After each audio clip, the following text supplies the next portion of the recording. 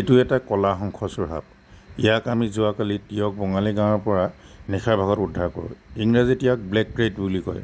অৱশ্যে black crate দুইবিধৰ আছে, এটা গ্ৰেটাৰ ব্লেক ক্ৰেট, আনটো লেজাৰ ব্লেক ক্ৰেট। দুইবিধেই নিশাচৰ আৰু অতি বিষাক্ত সাপ।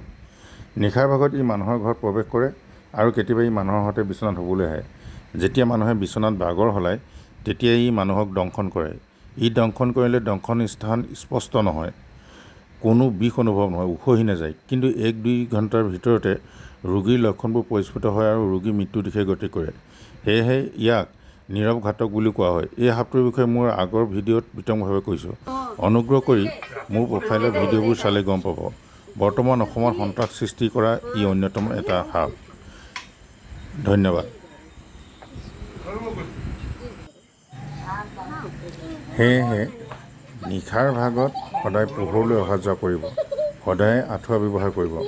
মনত ৰাখিব, সাপ আমাৰ পৰম বন্ধু। সাপ কেতিয়াও নিধন নকৰিব আৰু সাপে মানুহক কেতিয়াও অনাহকত দংশন নকৰে। গচকি দিলে বা আমনি কৰিলেহে দংশন কৰে। আৰু এটা কথা মনত ৰাখিব, সাপে দংশন কৰা মানে মৃত্যু নহয়।